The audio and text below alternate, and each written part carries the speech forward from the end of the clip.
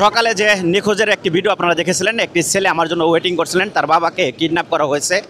কিছুক্ষণ আগে একটি ছবি পাঠিয়েছে এবং ইমোতে ফোন করে 1.5 লক্ষ টাকা চাঁদা দাবি করছেন যে 1.5 লক্ষ টাকা দিলে তাকে মুক্তি দেওয়া হবে। আমি একটা বিষয় বলছিলাম আপনাদেরকে, এই নিখোঁজের বিষয়ে একটা ধূম্রজাল তৈরি হয়েছে। ধূম্রজাল বিষয়টা হলো যে একটা জটলা পাকানো হয়েছে এই নিখোঁজ ব্যক্তিটাকে নিয়ে। জমি বিক্রির প্রায় 4 লক্ষ টাকা তার কাছে ছিল এবং দীর্ঘ 6টা দিন তিনি নিখোঁজ। আজকে আমি সাথে এসে থানায় নিখোঁজের একটি ডায়েরি করি।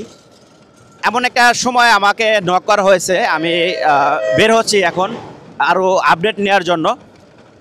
কেন তাকে আসলে রাত 8টার সময় কিডন্যাপ করা হবে? কারণ এমন একটা এলাকা যেটা কিন্তু শহর না, এটা কিন্তু জয়মন্টপ ইউনিয়ন চর দুর্গাপুর, একটা মানে গ্রামের ভিতর থেকে রাত 8টার সময় তাকে আসলে কিভাবে নেওয়া যায়, আমি তো এই বিষয়টা আমার মাথায় আসতেছে না। কারণ বোনের বাসায় কাজ করতে গেছেন, সেখান থেকে তিনি নিখোঁজ হন, মোবাইলটা বন্ধ পাওয়া যায়।